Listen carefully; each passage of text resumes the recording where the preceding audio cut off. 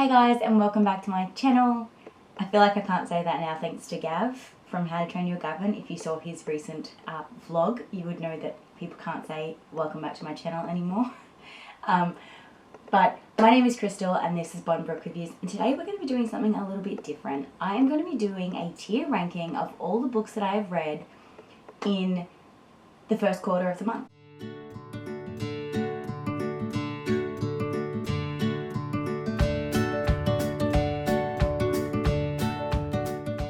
So I have my thing here. I'll put it up on the screen so you can see it. I'm just going to be kind of doing it on this screen and then kind of like importing my little image on the bottom. So if you notice that I'm staring at my screen a lot, that is why. So I've picked 5 different categories that I'm going to be putting my books into today in this tier. We are starting with books that everyone should read. So these are my like 5-star must read, everyone should read them books that I would recommend to everybody regardless of what genre you're into, or if you want to try something new in a particular genre, I think it's a good place to start. Then I have the I would recommend to a friend. So these are the books that I absolutely loved and I would recommend to a friend, but I wouldn't necessarily recommend to everybody to read because they're not the kind of book that's going to go for everybody, but they're like 4 to 4.5 star kind of reads. Then I have the meh reads. Now these are the middle of the mark reads, like the 3-star, like not great reads that nobody really wants to like read again, but they're not mad about reading. That's what I classify as a meh read. Then I have the should have DNF'd category. So these are the books that I should have given up on. I plowed through hoping it would get better, and it never got better. So that is my should have DNF'd category. And my last one is wouldn't recommend to my worst enemy. These are the people that I just would never recommend this to. Like, they're books that I think shouldn't even exist, or that were just so terrible, or covered topics that just really poorly, or whatever it may be. So let's jump on in. First up, you can see Sammy, I Love You by Sally Nielsen. So this one I am going to put in the should have DNF'd category. This is definitely a book that I should have gotten rid of. It was not one that I loved, and I pushed through hoping it would get better and wanting to support this like not well-known author and try and get through a non-fiction book, because I was trying to do like one non-fiction book a month, and I should have just DNF'd it. I should have given up on it. It was just not for me. Next up we have Our Souls at Night by Harrouff. This is a book that I think everybody should read. Like everybody, every man and his son should read this book. I have shouted from the rooftops how much I love this book. I read it for Becca's Bookopoly-a-thon. I'll have the link for my vlog attached so you can go check that one out. But it was heartbreaking. It follows the story of these 2 elderly people that have had their significant others pass away a long time ago, and they decide to experience I guess you could say companionship together, and then that leads to so on and so forth, and it's just really like wholesome, and it's a really quick read. So yes, I definitely think that everyone should read Our Souls at Night. Next we have Happily Go Set a Watchman. This one I should have DNF'd. I absolutely loved Happili's other book and read it in high school, and so I had such high expectations for this one, but unfortunately Go Set a Watchman just was not the same. It was like a completely different author wrote the book, so I definitely am putting that one in the should have DNF'd category, unfortunately. Magic Misfits by Neil Patrick Harris I'm going to put on I'd recommend to a friend. This is the kind of middle grade novel that I would recommend to a friend because it's fun, it's lighthearted, and if you're a Neil Patrick Harris fan, his humor and like, just imagine Barney from How I Met Your Mother writing a story for kids, and that's exactly what you've got in the Magic Misfits. It was fun and it just had him ingrained all through it, and I had a great time reading it. And I also listened to the audiobook of that one, so I can recommend the audiobook because it's read by Neil Patrick Harris himself, so that was fun. Hum If You Don't Know the Words, 100% Bianchi Miara, straight to everybody should read. Her writing is phenomenal, and that book itself just had such great representation, and I just think it was phenomenal, and definitely 100% everyone should read. I'm not going to tell you too much about what that one is about because it kind of takes away from the enjoyment of the story. I went into it blind and I enjoyed it more, and I've heard a lot of people that knew a lot of things and went into it and didn't enjoy it as much. So I definitely recommend going into that one just a little bit blind if you are going to read it, because I think you'll have a little bit more enjoyment out of it. Next up we have The Dry by Jane Harper. This is 100% another one that I think everyone should read. I'm a huge Jane Harper fan. As you can tell, I'm Australian. Jane Harper's an Australian author. The Dry is based in Outback Australia. It's one of my favourite settings to read about. I love Outback Australia. I love the rural kind of community, and I love the fact that Jane Harper's written a thriller novel that's based in rural Australia. And I'm very, very, very keen to be reading another one by Jane Harper this month. I'm going to be reading Force of Nature, which is the second one in this kind of series. It doesn't follow the same crime, but it follows the same detective. So I'm very excited to be reading that, but I 100% think you should read that. If you want kind of a crime novel based in Outback Australia that isn't too Australian. I've seen some books that are Australian based that are just too Australian, that if you're not Australian you just don't get it, or it's not as fun to read. I think The Dry very much is Australian and gets the Australian kind of vibe but doesn't overdo it. I don't know, it's hard to explain. But yes, definitely everyone should read The Jane. Everyone should read The Jane, yes, read The Jane Harper, but everyone should read The Dry by Jane Harper. Next up is Nevernight. I absolutely loved Nevernight, and I can highly recommend that everyone should read it, but I don't think it actually belongs in that category. I think it belongs in the I'd recommend to a friend category, because I absolutely loved it. It was phenomenal, but I think it's not for everybody. It is very, very dark fantasy. J. Kristoff writes in a certain way that some people probably may not like it. So I think it's one of those things that I would recommend to a friend, but I wouldn't recommend to all of my friends. I have a couple friends that I know that would just absolutely hate it, and have other friends that I know that would absolutely love it. So it's one of those books that I don't think everybody should read, because not everyone's going to get out of it what I did, and not everyone's going to get the same amount of enjoyment as I did. So I'm definitely going to put that in the I'd recommend to a friend category. Next we have Girl Wash Your Face by, I can't even remember her name, Rochelle Harris, I think it is. She is going in the I wouldn't even recommend to my worst enemy category. This book was absolute trash. And I'm sorry if that's an unpopular opinion, and I'm sorry if you like her or you've gotten benefit from her, but I felt that entire book was so condescending and I got nothing from it whatsoever. I read self-help books. I've got no problem with reading self-help books. My partner reads self-help books. We have a whole shelf full of non-fiction books. But this book I finished it. Don't get me wrong, I finished it because I kept thinking she was going to get into a groove and be less, I'm amazing and you're shit and this is why you're shit. But that's literally how it came across. So I wouldn't even recommend my best friend. I wouldn't even recommend my worst enemy reading that one, unfortunately.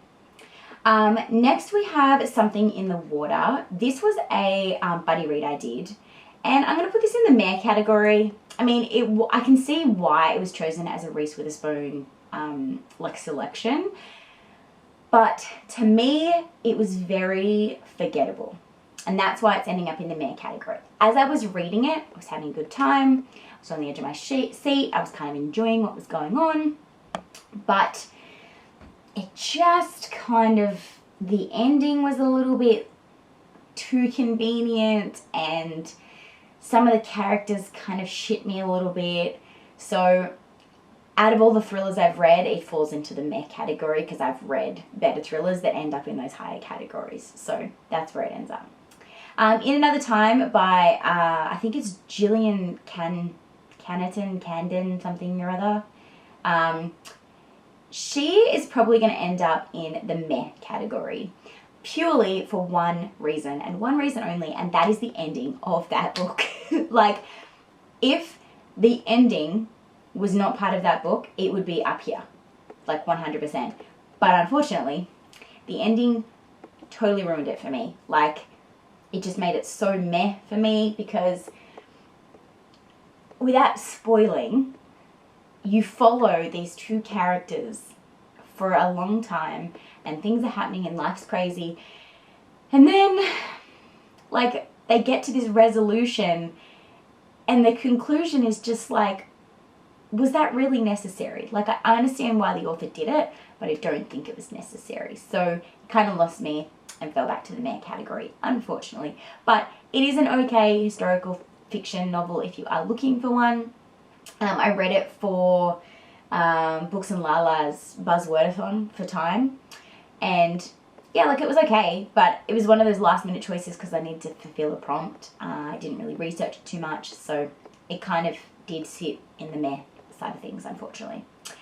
In the Dream House, I think that a lot of people will benefit from it, so I want to put it in like the everyone should read it category, but unfortunately I think I'm going to have to put it in the I recommend to a friend category, purely because of the way that it is written. So it is written in like verse and prose, I guess you could say. Like, it's a poetry kind of collection, verse. I listened to the audiobook, so I didn't actually see how it was written in the like hard copy, physical copy of the book, but I definitely feel like it was very it felt like I was at a poetry reading. So I definitely feel like it's not everyone's cup of tea. So again, some friends I would recommend it to, some I wouldn't. I personally thought it was beautiful. I thought that it was lyrical. I thought it was educational. I thought it was great LGBTQ representation, own voice, everything. So if you're looking for that kind of book, I can recommend it. I just don't think it's everyone's cup of tea. So that's why I'm putting it in the I recommend, not everyone should read it. The Kite Runner by Khalid Hussani. Everyone should read this book. Again, it's probably not everyone's cup of tea, but I cannot not put this in this category. Like, it has to be in the everyone should read category. There is a reason it has won so many awards. It is heartbreaking. It is lyrical. It is educational. It is representative. Oh, it's just read the book. That's all I can say. Get a Life, Chloe Brown. I do feel like it's not everyone's cup of tea. Like, everyone should probably read it, but again, contemporary romance is not everyone's cup of tea. So I would probably recommend it to a friend versus tell everyone and he meant in his dog to read this book. I absolutely loved the BIPOC and the disability rep in this, and I also love the fact that there was what's it called? Haha. I also love the fact that there was large women representation without it being fetishized. Fetishized. Fetishized? Fetishized. Fetishized. I'm having a mental blank here. Without it being fetishized. I think that's how you say it, but it sounds wrong coming out of my mouth now. It wasn't turned into a fetish, effectively, so it was done very tastefully, and I didn't feel like the sex scenes in the book were cringy or poorly done. So if you're looking for a romance with like a good level of steam that's done nicely and not cringy, that has some really, really good multi-category representation without the author kind of being like, I'm just going to grab from every basket. Yeah, pick up Get a Life, Chloe Brown by Tally Hibbert. Can recommend. So next is Havenful by Sarah Holland. This is a should have DNF'd. I almost did about 4 or 5 times. The only thing that kept me going was the fact that I had it on audio and the fact that I have the second book that was sent to me from a publisher. That seems to be one thing that kind of keeps me going with a book rather than DNFing, is if I'm reading it for a publisher. So, yeah, Havenful by Sarah Holland definitely was one of those that I should have DNF'd. I had zero interest in the characters. I had zero interest in where it was all going. By the end of it, I kind of felt like I kind of want to see what happens in book 2. Like, I'm remotely interested, but not enough for me to put it in the meh. So it's kind of like a leaning towards the meh, but it has to be in the should have DNF'd. So yeah, unfortunately, because this cover is so stunning, which really disappoints me. Sarah J. Maas, Crescent City, or House of Earth and Blood, whatever you want to call it.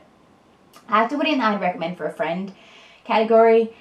I loved it. Again, great fantasy, great like romance. If you want some blue balls, this is a book to read. But I feel like it's not going to be everyone's cup of tea, so I wouldn't shout from the rooftops, everybody needs to read this book. So unfortunately, it just ends up in the I'd recommend to a friend. So for 4.5, almost 5 stars is kind of where it's falling. Mirror Mirror by, I think it's Jen Colita. Unfortunately, it's ending up in my meh category. I've just read some better Twisted Tales than this. It didn't really have much originality to it, didn't really have much Twisted Tale. It genuinely just, I don't know how to describe it, but it just didn't have enough in it for me to be wowed. It was very, very bland. Bland is probably the right word. Next up we have Raybearer by Jordan Ifuku. Now this one is a controversial opinion. Unfortunately, this one for me is ending up in the should have DNF'd category. I read this one for Pick Pong as a booktuber favorite. It was one that I had seen shouted from the rooftops that it was amazing. Everybody was loving it. I can admit that the writing was beautiful. I can admit that the representation was good. But I just didn't like it. I found myself very bored and very confused and very uninterested in the story. And yeah, I don't know whether it was just the wrong time for me to read it or because I felt like I was running out of time for the end of the month and it was just a book to try and finish before the end of the month. But I'm sorry. Don't hate me, but it really just wasn't my cup of tea, unfortunately. So it's ending in my should have DNF'd category. That's not to say that everyone else might like it. I just personally didn't like it.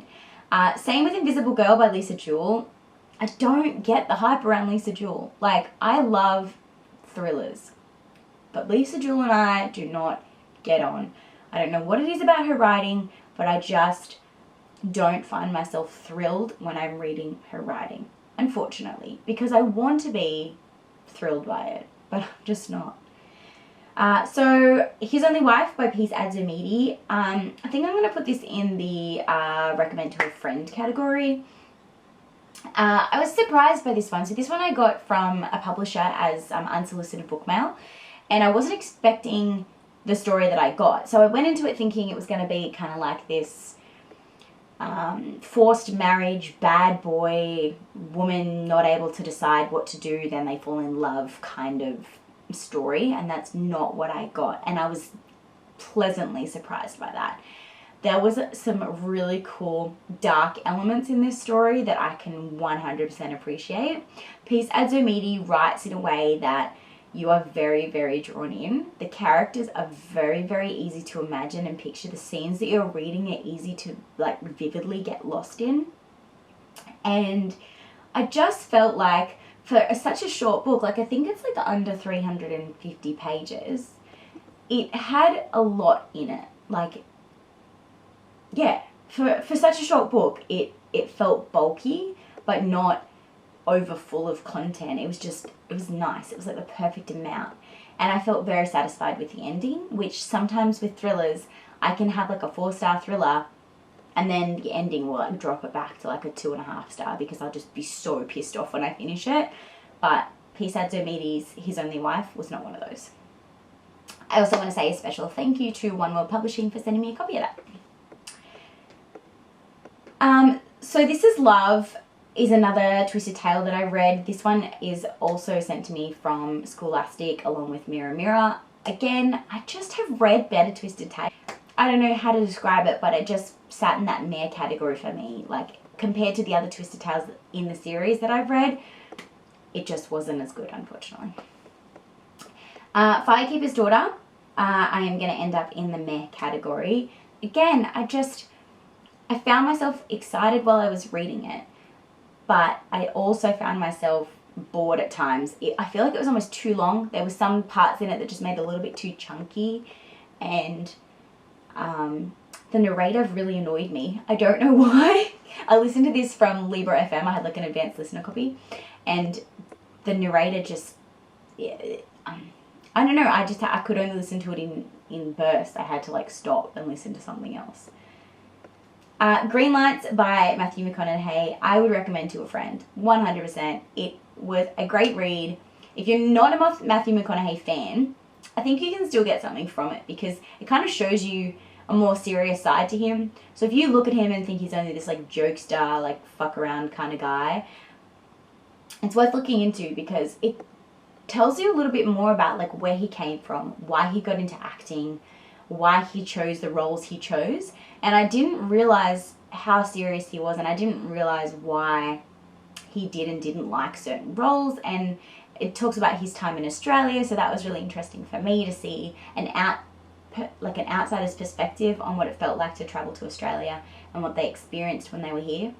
So the audiobook is read by him, so if you are a fan, it is nice to hear him ingrained. And I will say a lot of his humour is ingrained like throughout the book as well, but you do get to see more of his serious side as well. So can recommend if you're a Matthew McConaughey fan. And if you're not, like, neither fan nor not fan, like, it's also good for those that don't really know much about him and just want to learn more. The World Between Blinks by Amy Kaufman and Ryan Gordian is going to end up in it's tossing up between meh and I'd recommend to a friend.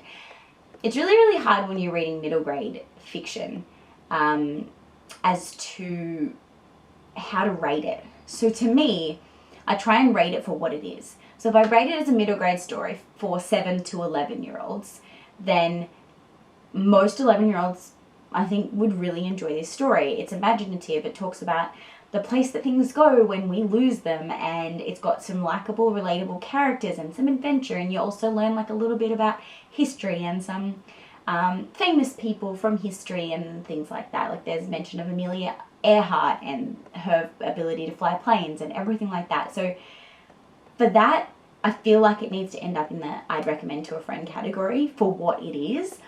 But as an adult reading it, I didn't get as much enjoyment out of it as other middle grades that I've read. For example, Trials of Morgan Crow. Those kind of books, which are made for middle grade, I still had a lot of fun with reading as an adult. Whereas this one, I had a little bit of fun, but not as much. So I would recommend it to my friends that have junior children or friends that are high middle grade readers. Like I think Gav from How to Train Your Gavin would probably really enjoy this book.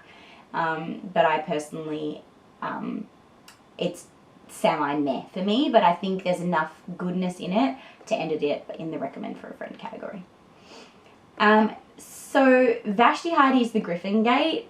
That's another middle grade I read in the quarter, and unfortunately when I'm comparing it to The World Between Blinks, and I know you shouldn't do that, you shouldn't compare to another book, but if I compare the two middle grades that I kind of read, it unfortunately doesn't quite meet the mark to end up right in the recommendation category. It just had a little bit less lacking in its adventure and character building, I guess. So I definitely have to put that one in the meh, unfortunately. Cool concept, fun, quick read, but yeah, just meh. Sanatorium by Sarah Pierce. I have to put this one in the I'd recommend to a friend category. It scared the shit out of me. Probably not as much as maybe like The Whisper Man or something like that, but it had the same kind of vibe in terms of secluded environment, unknown killer, whodunit kind of situation, and did keep me guessing until the very end. The way it wrapped up at the end, again, thrillers do this all the time. They will keep me guessing and keep me excited and exhilarated and so invested in the story, like page turning for like 80% of the book. And then the last 20%, it just goes to shit. I think, I don't know what I wanted out. I don't know what else I wanted from the Sanatorium, but yeah, like I'd recommend it to a friend who's into thrillers because I think they would have like an enjoyable time reading it. It probably wouldn't end up on anyone's favourite list though, I don't think. You Should See Me in a Crown by Leah Johnson, 100% straight to everyone should read. I can see why this is a Reese Witherspoon YA choice. I think that a lot of YA would benefit from this one a lot. It's fun and lighthearted, and it also has like some darker elements in it, like some adult themes that are really well touched on. And I also feel like it's got the elements that everybody loves in a YA. It's got likable characters. It's got this romance trope that's, you know, what will happen. And then there's also some great LGBTQ representation and BIPOC representation. It's just got everything that I think the literary world needs at the moment. So I definitely think people should read You Should See Me in a Crown by Leah Johnson. So next up is This Is My Body by Lily Carle. So this is a book that I got for a book tour, and it is very, very much needed to be read by anybody who has young children.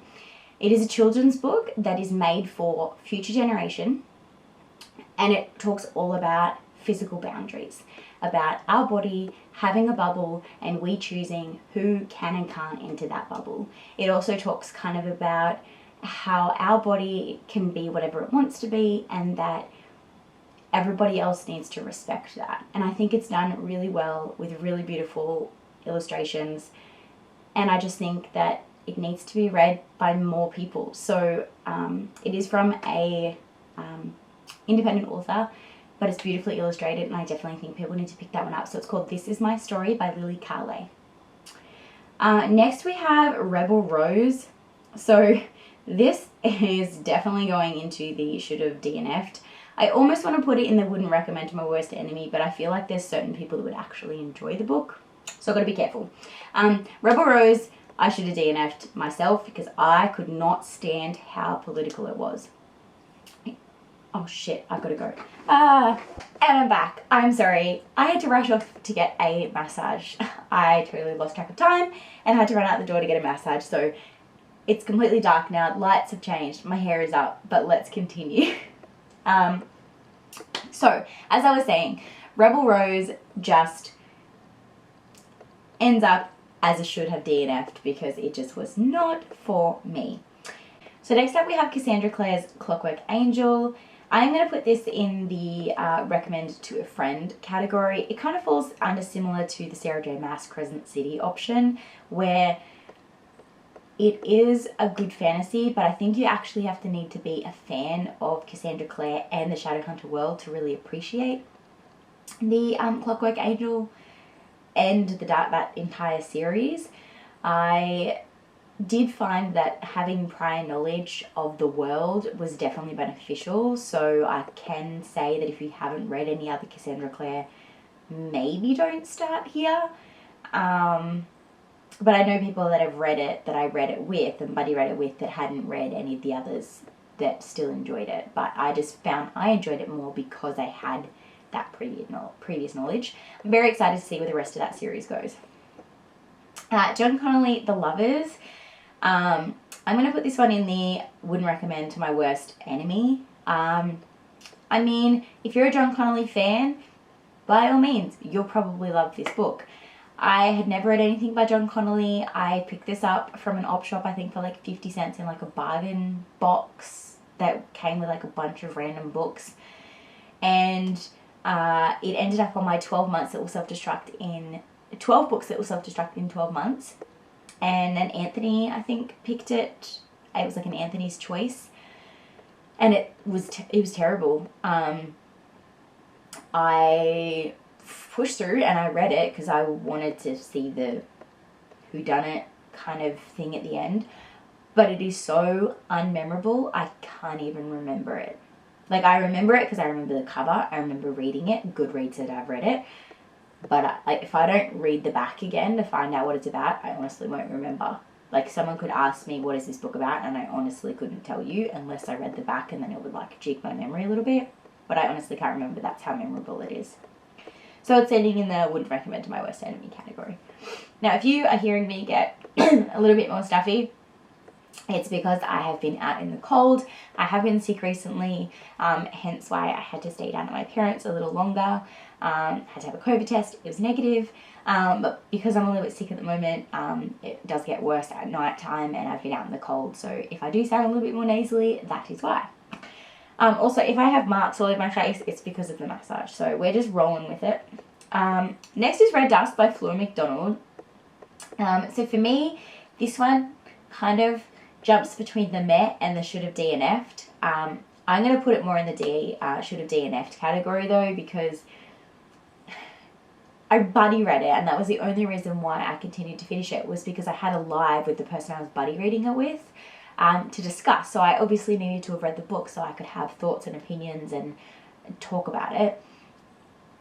But you could tell it was a debut novel. You could tell that this was not the author's best work. I know that her other stuff would probably be better, but to me it was too Australian, and I'm Australian, so that's like saying something. I just felt it was very much difficult to distinguish the characters from one another. There was a lot of male characters involved in the book, and it was really hard to tell them apart because they were all so Australianized, and that for me ruined the flow of the book a little bit. There was also a couple of scenes that were really uncomfortable to read, including like a sexual assault scene and stuff that was done in a kind of blown over way. So by the time she'd really processed what had happened, it was almost like, oh, it wasn't that bad, like don't worry about it kind of attitude, which I didn't like a lot. So I probably should have DNF'd it, but I pushed through because I was doing that buddy read. But I definitely wouldn't recommend it to anyone or read it again if I had the opportunity to do so. Same with Daughter of Smoke and Bone. Unfortunately, I don't get the hype around it. I pushed through waiting to love it, and I just didn't. I found the characters just not... I don't know. I was kind of intrigued as to what was going on, but I just found myself bored. I found myself struggling to pick it up. And so to me, that's a sign of me should have DNF'd it, or at least put it down and come back to it later. But instead I pushed through, and that took away some of the enjoyment for me. Next is The Lies of Locke Lamora. I'm going to put this in the meh category. And again, it's a really well-loved series, and so many people talk about how much they love this series. But to me, it just wasn't my thing. I found myself... It was almost like it was too long, and I don't know whether it was the multi-time jumping kind of way it was written or the actual characters themselves, but I found myself just like disinterested in what was actually happening, and who was a little confusing because they were using different names for the same character, and yeah, it just wasn't what I needed to read or wanted to read at that time, so I think it just fell in the meh category. I since have passed on that entire series to my dad, and he's loved it, so I mean, I can see why it's popular. I'm just in no hurry to continue the series. We have Hideout from Jack Heath. Jack Heath is one of my favourite authors. I will scream it now until forever that everybody should read Jack Heath, so 100% he ends up in the everyone should read category. Hideout is book 3 in that series, and I love Jack Heath's writing. He has the ability to create this world and these characters that are just so fucked up that you can't not turn the page. Like, you just need to know what's going on. And I love the fact that as an author he can do that and then also write really good middle grade as well. So he's kind of like the author for the whole family is how I like to describe him. So yes, definitely everyone should read Hideout by Jack Heath, or that series at least. And last is As Far As You'll Take Me by Phil Stamper. I would definitely recommend this to a friend. The main reason that I wouldn't put this to the everyone should read category is it was kind of promoted as this YA light fluffy romance, which is definitely not what this story is. It is a YA, but it has very adult themes. It is a romance, yes, and it is LGBTQ representation, fantastic. But the dark adult themes that are brought in this, like eating disorders and coming out anxiety and everything like that, are very full on in the way that they are described in the book. And so I feel like it's not going to be what everyone is expecting it to be. I feel like it might be triggering for a few people. So I don't want to say 100% everyone should read this book. I think it's only going to be for certain people. And I definitely think that, yes, it is YA, but it is the high end of YA because of those dark themes. So definitely, if you are looking to read that book, look at some of the trigger warnings because there are a few in that book. So those are the books that I read in the first quarter of the month. I'm kind of happy with the way that it's spread. I mean, I feel like I've got more in the everyone should read and I'd recommend to a friend category than the meh, shoulda DNF'd and wouldn't recommend it to my worst enemy categories. It's kind of split 50-50, so I can't complain. I would have liked to have more, a little higher, and up in this like everyone should read, I'd recommend to a friend section. But those meh reads, like, you enjoy them while they're happening, they're just not memorable. So I mean, like, it's not a bad time. I don't regret reading them, unlike these bottom ones. But anyway, that is my tiering my reads for the first quarter of the month. Just a little new interesting way for me to do my quarterly wrap-ups. So thank you so much for watching. Make sure that you give this video a big thumbs up, subscribe down below, hit that little notification bell so you get notifications when I put out new videos each week. And until next time, happy reading!